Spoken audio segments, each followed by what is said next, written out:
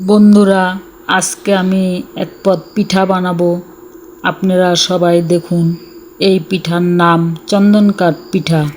প্রথমে 2 কেজি দুধ, 2টো নারকেল, আদা গুঁড়ো, চালের গুঁড়ো দিয়ে আমি জাল করছি। তারপরে কিছুক্ষণ জাল করার পরে আমি পরিমাণ মতো খেজুরের গুড় ও চিনি মিক্সচার করে দিয়েছি। আপনারা সবাই দেখেন আমি কিছুক্ষণ নাড়াচাড়া করছি।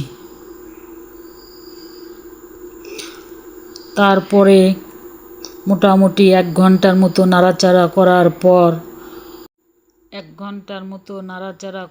পর পাকটা আঠাও হয়ে আসবে। আপনারা সবাই দেখুন।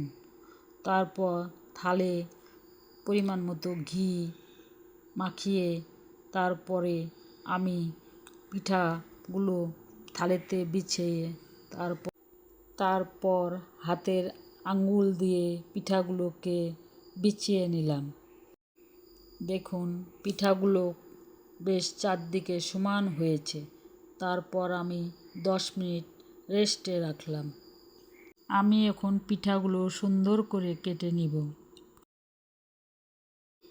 পিঠাগুলো কাটা শেষ হয়ে গেলে আমি এক পিস তুলে তোমাদেরকে দেখাবো। আমি 2 থাল পিঠে বানিয়েছি। পরে আস্তে আস্তে পিঠাগুলোকে আমি কেটে পিস পিস করছি।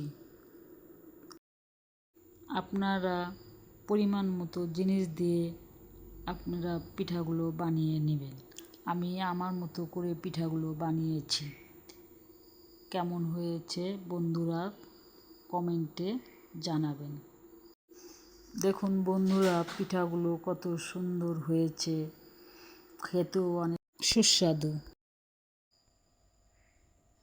আমি আপনাদের এক পিস পিঠা তুলে দেখাচ্ছি। দেখুন পিঠাগুলো কত সুন্দর হয়েছে। আজ এই পর্যন্তই। সবাইকে টাটা।